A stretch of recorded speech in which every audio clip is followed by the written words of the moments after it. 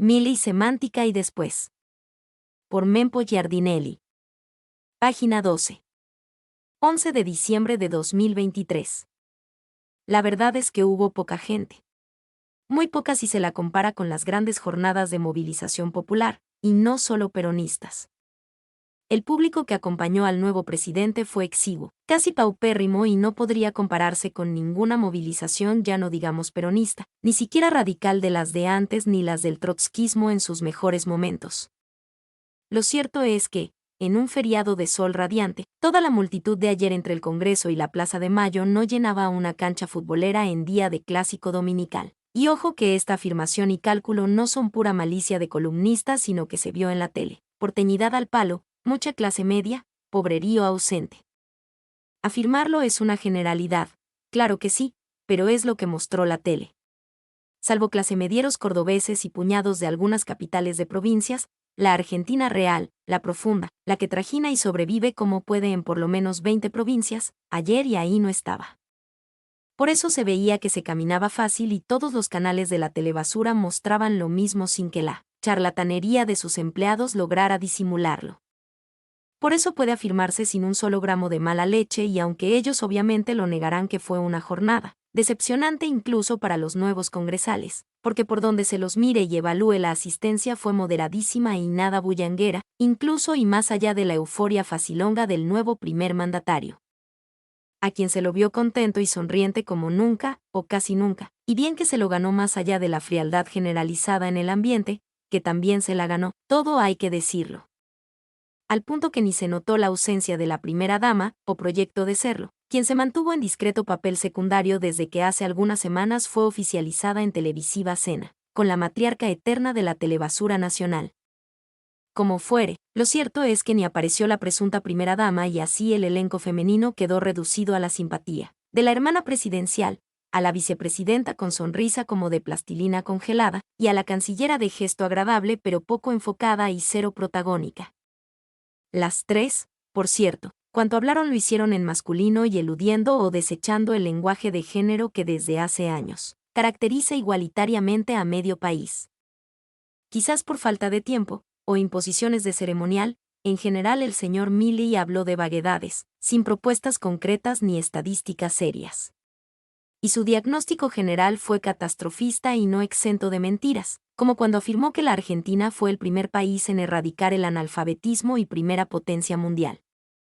Y encima ensalzando a Julio Argentino Roca, de quien sobra bibliografía que lo ubica históricamente como devastador de pueblos originarios y sobre quien alguien de su entorno debió recomendarle leer por lo menos la versión disculpadora del gran historiador que fue Félix Luna. Pero más allá de estos detalles y de cierta frialdad generalizada, cabe destacar que además de la poca gente el discurso del nuevo presidente, reiteradamente doctorado por los locutores oficiales, fue raro por tecnicista y frío en extremo, no solo por lo desangelado sino también por el lenguaje basado más en advertencias que en propuestas. Pero al que de todos modos celebraba la pequeña masa del pueblo que aplaudía y cantaba estrofas elementales. Lo que auxilió al conferencista que eso pareció el nuevo presidente por momentos cuando no pudo, o no supo, ir más allá del pequeño capital lingüístico de su profesión, que ya se sabe cómo se llena, cuando se las ve negras. De fraseos y fórmulas incomprensibles. Lo cierto es que el discurso del señor Milei, doctorado reiteradamente por casi segura orden de algún auxiliar atento, se redujo a subrayar lo menos entusiasmante de un texto de esta índole, produciendo cero ilusión, se diría, como cuando anunció el aumento del hambre y la pobreza sin límites. Cosa que ningún presidente anterior habría puntualizado jamás. En ese contexto, parecería cierto que algunos, muchos, esperaban bastante más, por lo menos una mención, o mentira piadosa o incluso leve macaneo por la galería vocalizando la palabra soberanía en referencia al río Paraná, el canal Magdalena. La extraordinaria costa marítima y la pesca alimentaria fenomenal que la Argentina desperdicia día a día y, encima tolerando su explotación por flotas de piratas foráneos. Y ni se diga la mención que más gravitantemente faltó en toda la jornada, el vocablo Malvinas, palabra que es historia, orgullo, dolor, tragedia y esperanza, y que con el silencio de hoy quedó clarísimo que a su gobierno le importará un reverendo pito. Y lo mismo cabrá esperar respecto del Paraná, que como todo el país ya sabe es un río de exclusiva soberanía argentina en todo su recorrido por territorio nacional y bañando ambas orillas. Por eso no es una hidrovía sino un río interior y por eso el Estado argentino tiene absoluto dominio, control y responsabilidad sobre la totalidad del recorrido fluvial en jurisdicción nacional. O sea que no es un río privatizable en favor de ninguna organización, empresa, cámara o ente, nacional o internacional, ni tampoco es ni debe ser privatizado.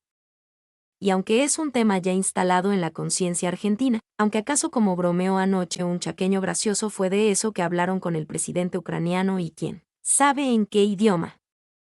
Como sea, si bien fue comprensible que el nuevo mandatario hablara de la economía y de que se viene una malaria feroz que, parecerá o será, no más eterna, menos explicable fue el tiempo que dedicó a mostrarle amor a sus perros.